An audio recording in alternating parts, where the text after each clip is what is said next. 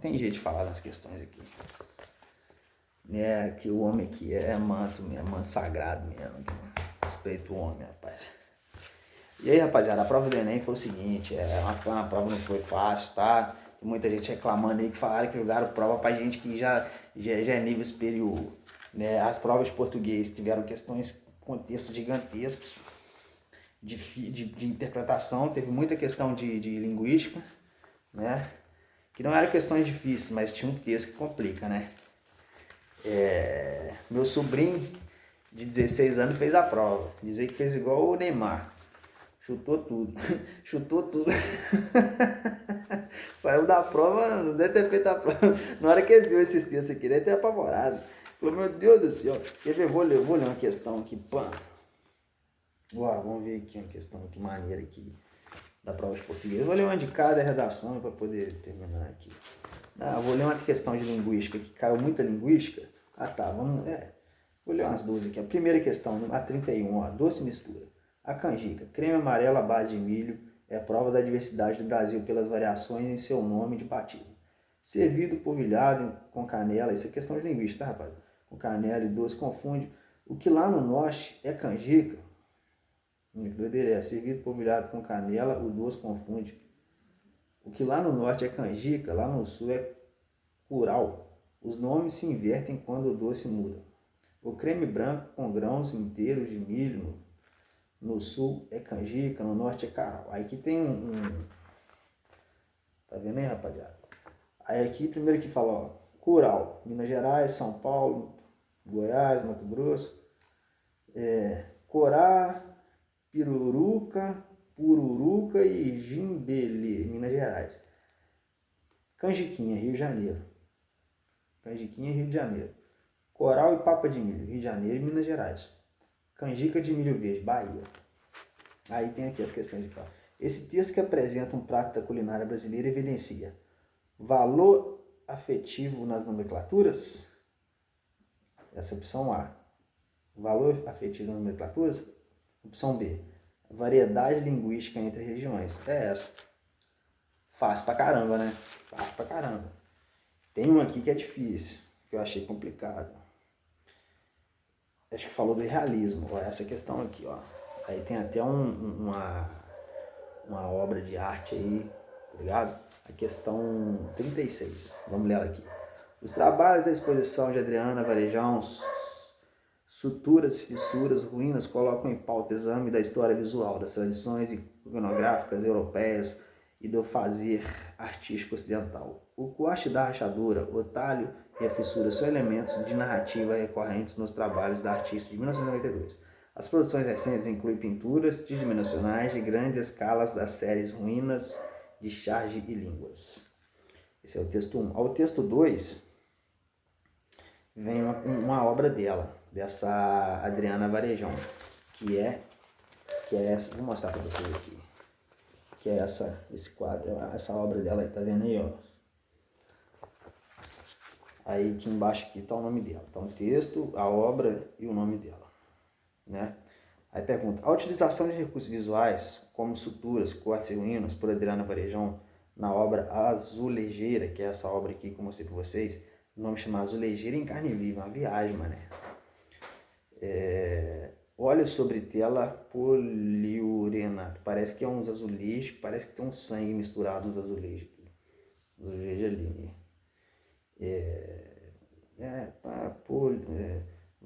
varejão, vírgula, azulejeira em carne viva, óleo sobre tela, poliuretano, madeira de alumínio.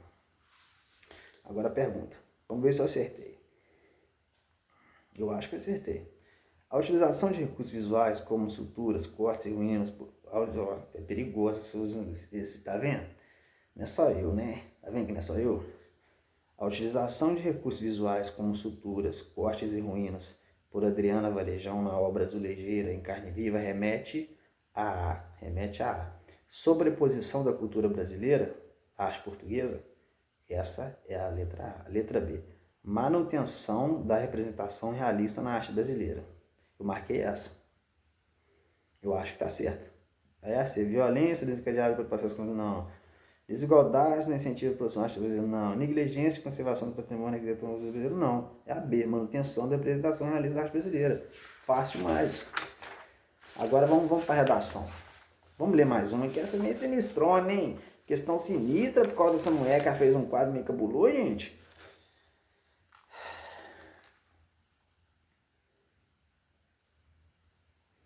Tem uma aqui que eu achei difícil, a questão 39.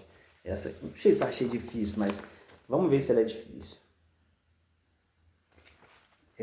A artista Marija Tiurina criou uma série chamada Palavras Intraduzíveis, com diversas ilustrações detalhadas que transmitem o sentido desses vocábulos.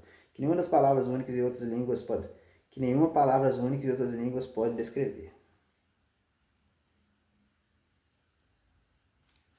Aí tem aqui o desenho de uma mão segurando a água com a criança e um barquinho. E embaixo está escrito assim, gufra, em árabe. Aí quer dizer o quê? A quantidade de água que pode ser segurada com as mãos, né? Aí lá, o uso do texto verbal nesse desenho assume a função de A. Descrever a forma técnica da ilustração. B. Destacar os múltiplos sentidos do verbete.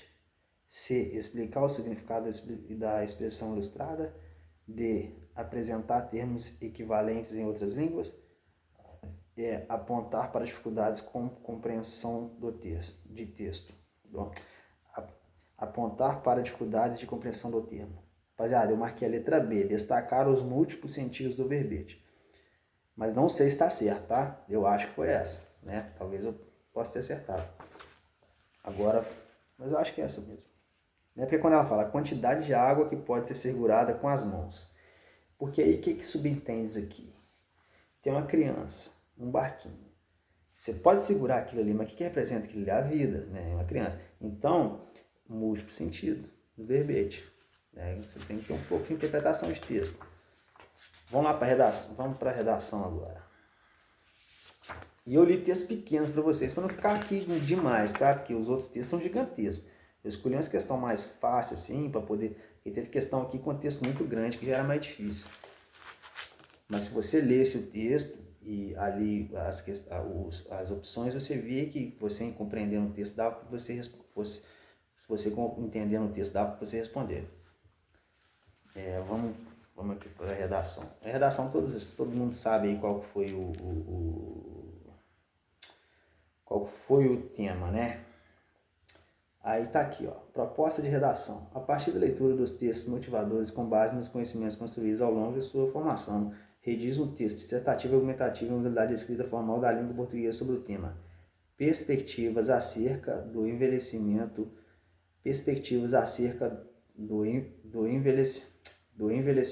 na sociedade brasileira, apresentando propostas de intervenção que respeite os direitos humanos. Selecione, organize e relacione de forma coerente e coesa argumentos e fatos para a defesa do seu ponto de vista. Então, todo mundo sabe que num texto dissertativo argumentativo, você não pode usar a primeira pessoa do singular. O que é a primeira pessoa do singular? É o eu. Né? Eu acho, eu penso, isso aí você não pode fazer. Mas a primeira pessoa do plural você pode usar, mas recomendado que se use pouco, né? Porque aí é um nós, né? Já é uma visão global, geral. E não é que eu usei esse, eu não ia usar não, eu acabei usando a primeira pessoa do plural na minha conclusão. Eu tava preocupado, cara. Falei, caraca, isso pode zerar a minha redação, eu vou perder ponto por causa disso, porque não pode, eu fiquei preocupado, eu tava fazendo uma redação boa. Aí hoje, com o professor, eu perguntei ele na internet, no YouTube. Pessoal, aí até falei a frase que eu tinha usado, depois eu vou falar pra vocês aqui. Ele falou, você pode ficar tranquilo, que é mais difícil você conseguir, eles falam que não pode, mas pode, né? Mas o primeiro do plural pode, né? O nosso, mas é porque é difícil você construir um texto conseguindo fazer usando a primeira pessoa do plural. É difícil, mas pode, não tem problema nenhum. O que você não pode é usar a primeira pessoa do singular, ou eu, que aí, né, você tem que distanciar da opinião, né? E aí eu vou até ler aqui a minha introdução para vocês aqui. Depois eu vou falar aqui como eu comecei, porque eu acho que não posso, né? Ficar lendo aqui minha redação. Mas falar como eu comecei aqui o desenvolvimento e ler para vocês a conclusão, para para vocês verem. Aí eu comecei assim, notadamente embasado por pesquisas e evidências do tempo atual, acho que eu coloquei aqui lá o que houve, percebe-se que houve um aumento na população considerada idosa. Tal evidência reformula e modela as engrenagens da sociedade e lança desafios de como lidar com essa nova realidade. Dessa forma, uma nova visão acerca de pessoas de idade mais avançada é preciso ser formada, junto a políticas que englobe não só o idoso, mas a sociedade como um todo. Então essa foi a minha introdução. Eu não vou ficar lendo aqui meu texto, porque eu acho que não pode. Aí comecei ali, ainda assim, né, o fato de a população brasileira ter sofrido esse processo de envelhecimento, de uma das décadas para cá, norteiam toda uma cadeia produtiva, e fui falando ali. E depois falei, não obstante, vivemos em um mundo cada vez mais tecnológico, onde os idosos estão inseridos, sendo que alguns dominam certo tipo de tecnologia e outros não.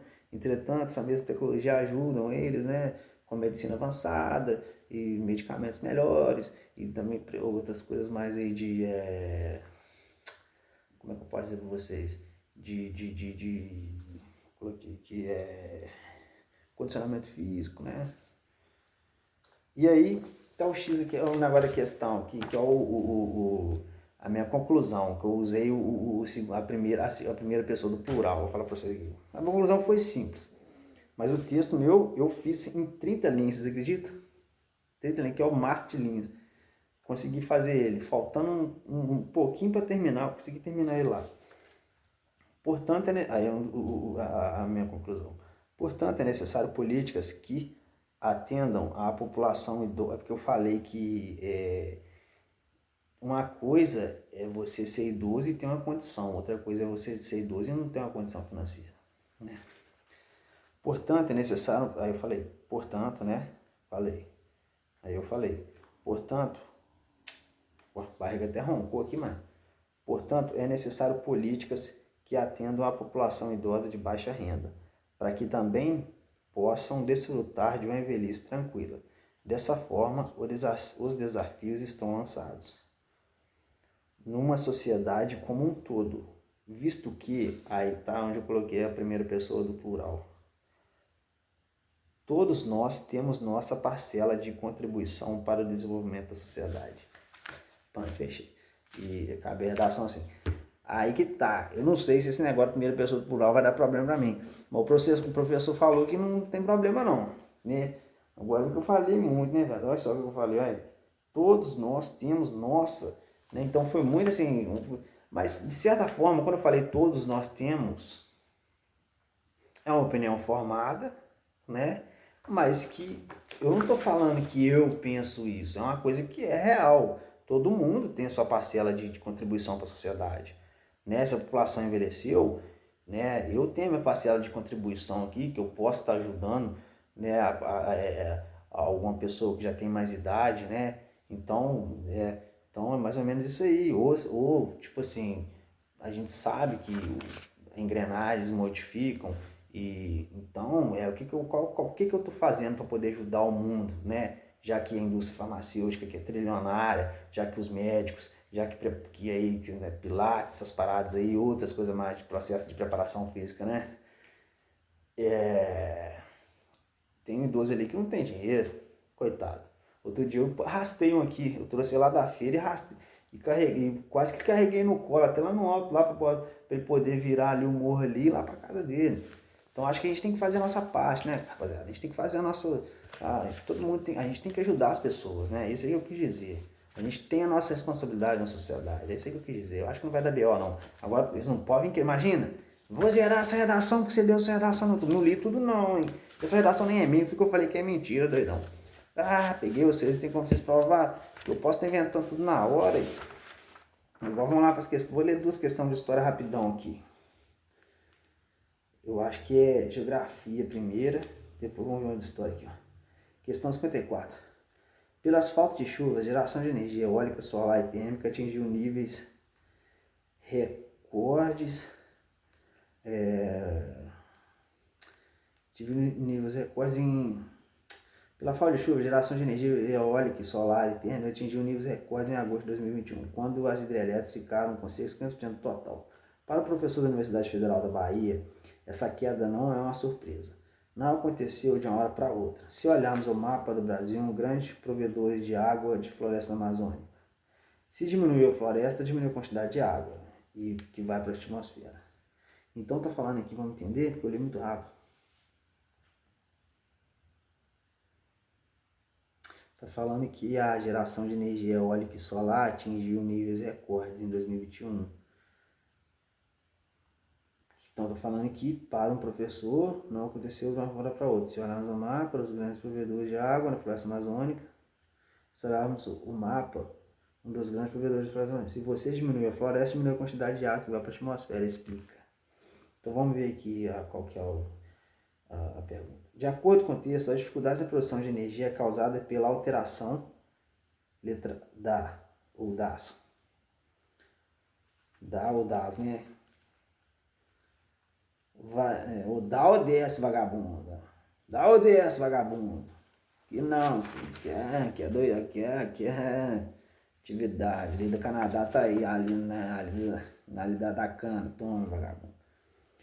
A variável, ó, de acordo com o texto, as dificuldades da produção de energia é causada pela alteração das variáveis em pesquisas meteorológicas, paisagem em locais estratégicos, demanda em regiões industriais, metas de acordos climáticos, geologia em áreas naturais. É uma questão complicada, tá vendo? Vamos ver aqui. De acordo com o texto, a dificuldade na produção de energia é causada pela alteração variável em pesquisas meteorológicas, paisagem em locais estratégicos, demandas em regiões industriais, metas em acordos climáticos, geologia. Eu marquei a B, mas não sei se está certo. Vou olhando aqui agora, que na hora lá, né? Vamos ver aqui, variável em pesquisas meteorológicas. Pode ser a A também, né? Variável em pesquisas meteorológicas. Demandas em...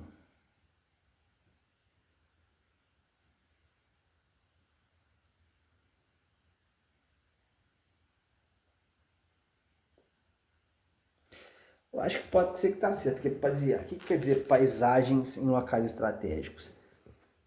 Eu pensei assim, né? A floresta diminuindo, a paisagem local estratégica tá diminuindo a floresta, então o que tá fazendo? Você diminuir a água e aí energia eólica tá acontecendo.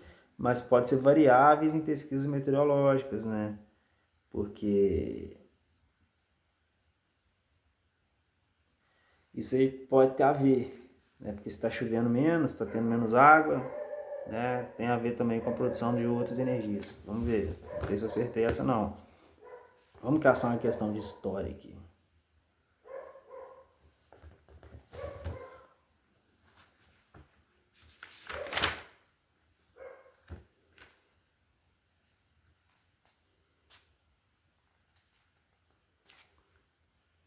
Teve essa questãozinha difícil. Pra quem não estudou, o bicho pegava. Eu estudei pouco pra essa prova, tá? Fala pra vocês, eu nem estudei pra Enem não, mãe. Não estudei não, lógico que eu estudei muito, né? Durante minha vida toda, eu tenho conhecimento adquirido. Vamos ler um aqui. Nos Estados Unidos, um hotel perto de um parque foi engolido por uma enorme cratera. E não é a primeira vez que esse tipo de incidente acontece na Flórida. Em minutos, uma ala inteira do hotel era engolida por cratera de 30 metros de diâmetro e 5 de profundidade. O diretor do resort Clements, perto dos parques da Flórida, diz que 15 anos até então o solo nunca havia sido apresentado problemas. Os fundamentos são fenômenos como a Flórida causavam formações de calcário e argila, que eu falei com vocês, argila 2:1 no subsolo, mas às vezes chuvas fortes ou drenagem do solo para a construção acaba contribuindo para o surgimento desse buraco. Falei com vocês, é o que tem período de lixiviação, né? Que eu estava falando com vocês que dia lá. A situação de desmoronamento do solo descrito no texto origina-se da cristalização da estrutura geológica, ação no temperismo químico, eu coloquei essa ação no temperismo químico, recomposição da mata ciliar, acumulação de sedimentos orgânicos, impermeabilização das pessoas. Eu acho que é a B, né? A ação no temperismo químico. Tô caçando de história aqui, cara. Caçando de história aqui, que eu faço é história, né, meu irmão? Tem que falar. que eu gosto mesmo é de mandar as toras, né? Mandar torada nelas, né? Então, né, já que elas estão tomando muita torada aí, tem que ver uma pesquisa de uma questão de história aqui, ui. Uma geografia. Tem uma questão de história aqui. Ó, questão 46. Vou mostrar para vocês aqui. Acho que tá falando do início do comércio, acho que na Roma. Acho que, vamos ver se é isso mesmo. Antigo, não, texto 1. É a foto, né? Cavelas La Piazzetta. Detalhes. Olho sobre a tela. Acho que Museu Oxford. 1709. Não sei se é Inglaterra. O antigo centro da economia do mundo europeu, no século XV, no final do século XVII, início do século XVIII, Veneza, na Itália mesmo, ainda era aí Veneza. Ainda era uma cidade cosmopolita, onde orientais podiam se sentir-se em casa. Aí tá aqui, né, o texto 2, de acordo com a figura ilustrada, né? Qual elemento da condição cosmopolita de Veneza na Idade Moderna está explicitado nos textos? A. Avanço do ensino laico. B. Conquista das terras da América. Integração do comércio mediterrâneo. Popularização do pensamento humanista. Desenvolvimento das operações de ofício. Pô, isso aqui você pode fazer até por eliminação, né? Então eu marquei a C. Integração do comércio mediterrâneo. Eu acho que é essa. Então, rapaziada, foi isso aí a prova do Enem, primeiro dia, né? Não foi uma prova fácil. Acho que foi uma prova que exigia uma pessoa ter uma boa condição de leitura. O tema da redação foi um tema que eu achei que dava para discorrer bem, né? Acho que todo mundo, né? Todo mundo tem vô, né? Pai, né? Então dava para poder discorrer bem sobre esse tema aí. Agora vamos esperar aí qual vai ser o segundo dia do Enem, vamos ver como é que a gente vai. Eu acho que eu fui bem nessa primeira prova. Agora, peço a Deus me abençoar que eu possa ir bem na segunda prova também. Então, rapaziada, é isso aí. Fiquem com Deus aí, tudo de bom para vocês aí, que Deus abençoe vocês.